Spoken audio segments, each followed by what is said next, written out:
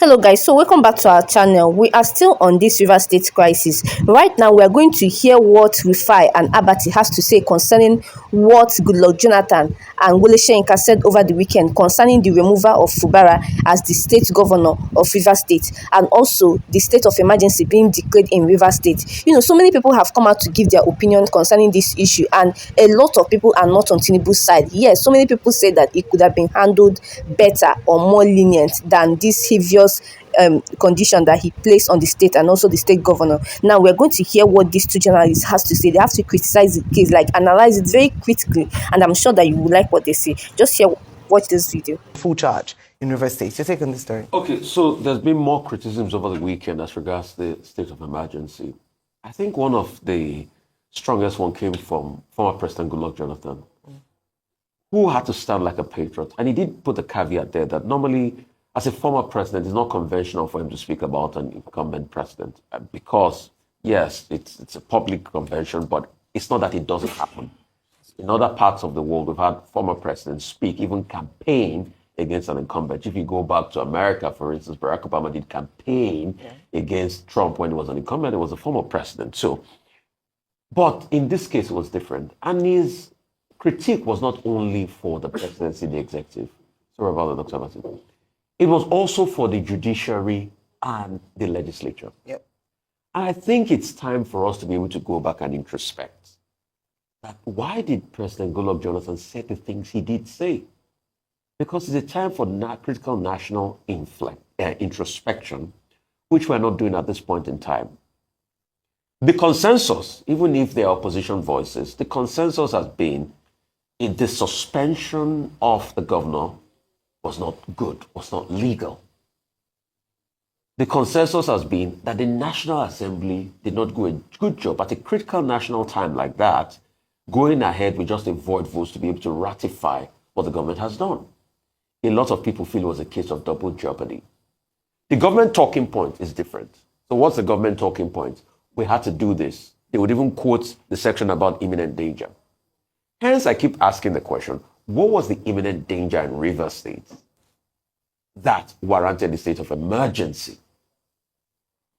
They would say, oh, the Supreme Court, again, this is another government talking point. They would say, the Supreme Court said there was no government. But you see, the people that also talk about the government point, saying the Supreme Court judgment say there was no government in River State, they fail to realize that what the Supreme Court enunciated that should be done, Governor Fubara has started to do them. And it was the House of Assembly that did not allow him to complete them. They will never talk about that in their own point of view. They will never also refer to things like the IJAP report that also berated the Supreme Court judgment. In fact, they'll tell you it's not justiciable. Then the critique by Professor Soyinka, which was also something that a lot of people looked at. But I think I had analyzed that speech again. So it was not an all-out attack on President Tinubu. It was just a conversation around the principles, what should be done. And he went further to say the things we have constantly said, that the Constitution reposes so much power in the President of the Federal Republic of Nigeria. And that's the conversation about a national conference, to be able to whittle down these powers. Why do we say the devolution of powers? To be able to whittle down some of these powers. Then the other portion is the story that at least we have seen the proof of life now, because that was the bone of contention. Where is Fubara all this while? We're finally seeing that he's out there. He went to church, Salvation Ministries. Then the rebuke of the former Senate President, Adolphus Wabara, who is also a BOT chair. Some will say, oh, it's because he's the BOT chair, that's why he's saying all of this. But he said it's an assault on democracy. And many parts that have argued in favor, I said it's an assault on democracy. In fact, President Tinubu too had argued that state of emergency is argued along the lines of the fact that state of emergency was an assault to democracy when he was in opposition. But some people in his camp will argue for today and say, oh, it's not the case. He had to do what he had to do. But there are some substantive questions we need to ask. Is it that every time now, when there's any skirmish between people that are pulling the puppet strings of a state, is it that the state of emergency is going to emerge? People have also cited the case of Lagos, where we had the imbroglio in the House as regards the Speaker. Is it that the state of emergency should have survived? Yeah.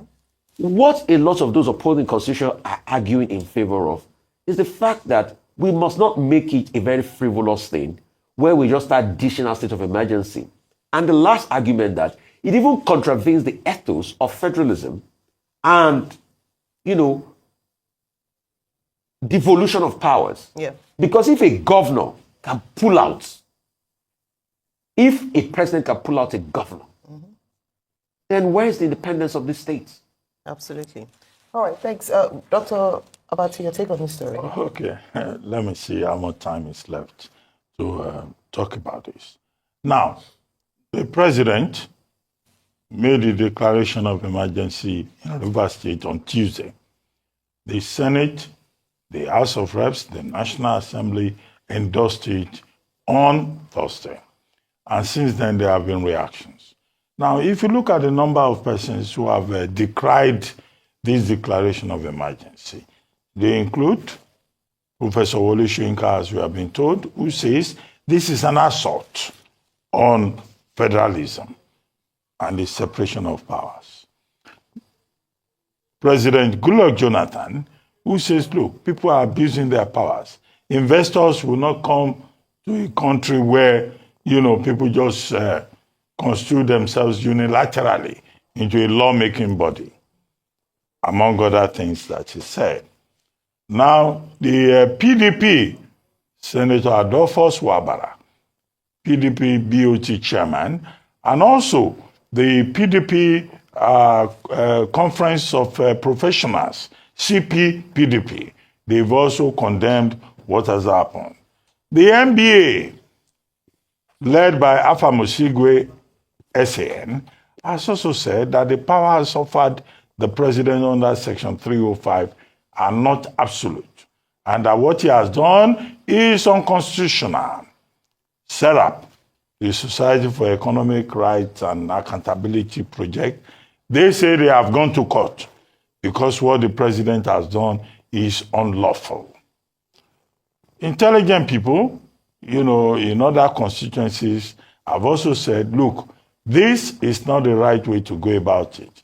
Section 305 may give the president the powers to declare a state of emergency, but that the way he has done it is illegal, unlawful, unconstitutional, and to that extent, null and void.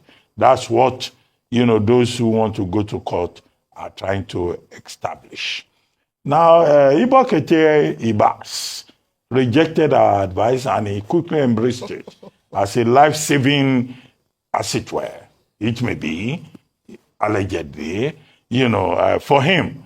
So, he is from Cross River State. Yesterday, I said he was from Akwa Ibom. Somebody corrected me that he's from Yaku local government area of Cross River State. So, he has gone to Rivers of Cross River. He has gone to Rivers now. The same government, because the judiciary is part of the government, that said, an unconstitutional and undemocratic government cannot receive allocation, has now given him allocation. We want to know the amount that has been given to him. We want to know how he's going to disburse it. We want to know the reign of impunity that is now operational in Rivers State. And that's why I stand by my argument that, look, the appropriation bill is an act of parliament. It can only be approved by the legislature. Now he has been given the prerogative to exercise authority over, appropriation, over budget. The same budget that a validly elected person under section or under the Constitution and local government chairmen that are not in place under section 7 sub 1 are not in place, has now been given authority. The Constitution, as the NBA through Alpha Musigwe SAN has argued, does not give powers to a sole administrator to run any part of Nigeria. And I stand by my point that what the president has done is to usurp the powers of the legislature and the executive. Any illiterate out there who is arguing with me is arguing in vain, because I will continue to insist on that point. Now, again, the Senate, Aminu Tambuwal, senator, said that when he, as a member of that Senate, looked at it, those people did not have a quorum, that there were not enough 73 legislators in the House. And he's standing on his point.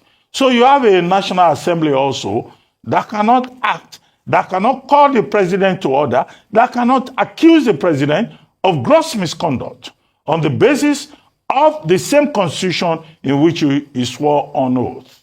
Another point, you had Ibokete Ibas swearing on oath on the constitution. On what authority? Nobody elected him. What you have in Rivers State today is an illegal situation. It's an unlawful situation. It's an unconstitutional situation.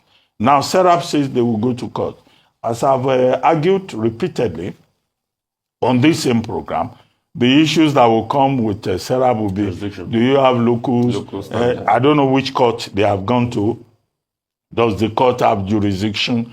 Now, what is happening to the governor himself, Simi Fubara? He can go to court because he's the one who can say, well, I've been damaged in this matter. The governors of Bayelsa and other governors can go to court that this is an assault on the constitutional sovereign rights of states. They can go all the way to the Supreme Court. But all of them are cowards. None of them is going to stand up. They will just make empty statements. They will not go. Let us test the Constitution. Serap is now saying we will test the Constitution. Some other groups are saying let us test the Constitution. Let us test the Constitution. Because people have been saying, Obasanjo did it, this person did it.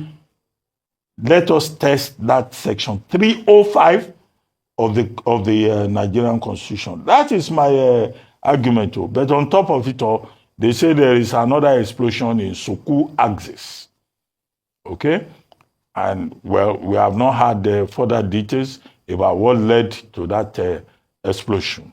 But what we know, and on the basis of which I've said there was imminent threat, the president can save the country. He can exercise his rights under the shall provision of Section 305, subsection 1. But he has no rights to sabotage, dismantle both the executive and the legislature in Rivers State. That is my argument.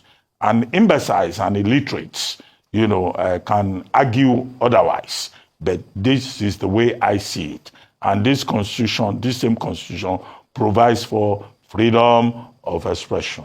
Let them go about saying, he did not suspend, no, he did not remove, he suspended. I think that the major argument that has been made by all the contributors to this argument, from Peter Obi to Atiku Abubakar to BOT chairman of the PDP to CP, concerned professionals in the PDP, is that the president should reconsider his position.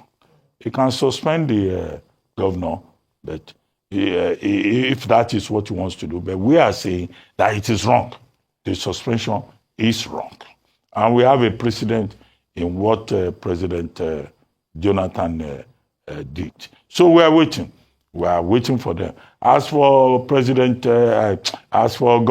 Fubara, suddenly appearing, well, the order by the president did not say he should disappear from the surface of the earth. So he went to Salvation Ministries.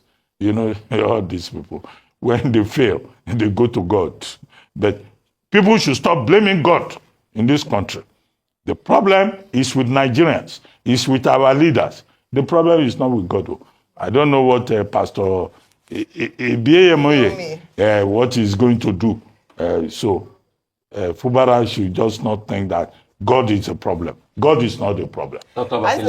You see, sometimes I do not understand Abati at all. I mean, what is wrong with Fubara going to church? And I do not think that he's going to church because he feels like is the pastor that will solve his problem or something. When you are a governor, you not have some of these pleasures of going to places like church or that. Because so maybe the man feels like now that he has time on his hands, he should go to church. And also, it is also good that he made the appearance because during that time, people were thinking, where is Fubara? Is Tinubu holding Fubara hostage? Last Sunday was his first appearance, so I think it is good so that it will clear the air that he is actually safe and safe wherever he is. And also there was speculation that he went to Bayelsa State to go and camp there, that Bayelsa State governor was allowing him to squat with him, something like that. So I think the appearance was needed to clear the air. The issue on ground right now is for Tinubu to see reasons for him to revoke whatever he said and make everywhere to be calm again, restore the man back to his position as the governor of Rivers State, and remove that state of emergency that he declared on Rivers State, because actually there is no crisis going on. What is happening then did not warrant